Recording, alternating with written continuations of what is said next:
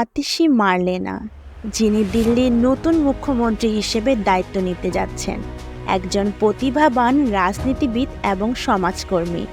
তার জীবনী, উত্থান এবং রাজনৈতিক সাফল্যের গল্পটি ভারতের রাজনীতিতে একটি অনুপ্রেরণার উৎস।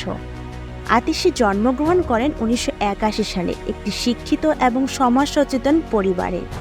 তার বাবা মা উভয় শিক্ষাবিদ ছিলেন এবং সমাজে উন্নয়নের বিভিন্ন কাজে যুক্ত ছিলেন।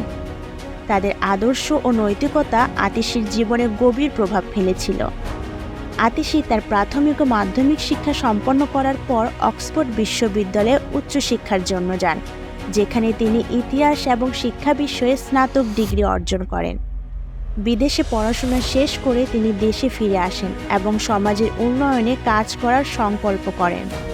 তার মূল লক্ষ্য ছিল ভারতীয় শিক্ষা ব্যবস্থার উন্নতি এবং দেশের দরিদ্র জনগোষ্ঠীর জন্য মানসম্মত শিক্ষা নিশ্চিত করা। দিল্লির শিক্ষা ব্যবস্থায় ব্যাপক সংস্কারের জন্য আতিশি সবচেয়ে বেশি পরিচিত।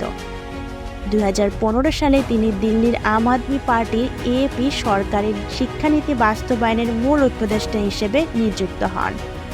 তার নেতৃত্বে দিল্লির সরকারি স্কুলগুলোর মান উন্নত হয় এবং শিক্ষাক্ষেত্রে একটি নতুন অধ্যায়ের সূচনা হয়। তার কর্মসূচিগুলোর মধ্যে রয়েছে নতুন পাঠ্যক্রম প্রণয়ন, শিক্ষকদের উন্নত প্রশিক্ষণ প্রদান এবং স্কুলের পরিকাঠামো উন্নয়ন। এই উদ্যোগগুলো দিল্লির শিক্ষার মানকে অভূতপূর্ব উচ্চতায় নিয়ে যায় এবং বিশ্বব্যাপী প্রশংসিত হয়। আতিশির রাজনৈতিক উত্থান ঘটে মূলত তার প্রায়োগিক চিন্তা ও কাজের মাধ্যমে। শিক্ষার উন্নয়নের মাধ্যমে তিনি দিল্লির জনমানসে একটি শক্তিশালী অবস্থান গড়ে তোলেন। 2020 সালে দিল্লির বিধানসভা নির্বাচনে তিনি কলকাজি বিধানসভা কেন্দ্র থেকে জয়ী হন এবং এরপর থেকে দিল্লি সরকারের বিভিন্ন গুরুত্বপূর্ণ মন্ত্রণালয়ের দায়িত্ব পালন করেন। তার হাতে শিক্ষা, পাবলিক ওয়ার্কস, আইন এবং অর্থ মন্ত্রণালয় সহ বেশ কয়েকটি গুরুত্বপূর্ণ বিভাগ ছিল, যা তাকে একজন দক্ষ প্রশাসক হিসেবে প্রতিষ্ঠিত করে। আতিশির দিল্লির মুখ্যমন্ত্রী হওয়ার পথটি মূলত শুরু হয় যখন দিল্লির বর্তমান মুখ্যমন্ত্রী অরবিন্দ কেজরিওয়াল তার পদ থেকে ইস্তফা দেন।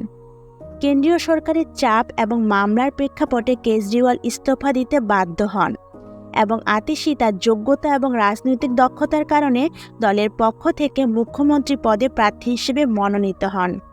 তিনি দিল্লির তৃতীয় নারী মুখ্যমন্ত্রী হিসেবে দায়িত্ব নিচ্ছেন এবং সবচেয়ে কম বয়সী নারী মুখ্যমন্ত্রীও বটে। এর আগে কংগ্রেসের শীলা দীক্ষিত ও বিজেপির সুষমা স্বরাজ দিল্লির মুখ্যমন্ত্রীর দায়িত্ব পালন করেছেন। আতিশির রাজনৈতিক জীবনের সাফল্যের পেছনে রয়েছে তার সৎ ও প্রতিশ্রুতিবদ্ধ মনোভাব, জনগণের জন্য কাজ করার ইচ্ছা এবং শিক্ষা ব্যবস্থার উন্নয়নের প্রতি অগাধ বিশ্বাস।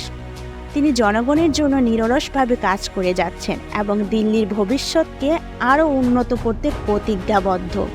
তার রাজনৈতিক জীবন এমন একটি মডেল হিসেবে পরিগণিত হয় যা জনসেবা এবং সততার এক অনন্য উদাহরণ তৈরি করেছে।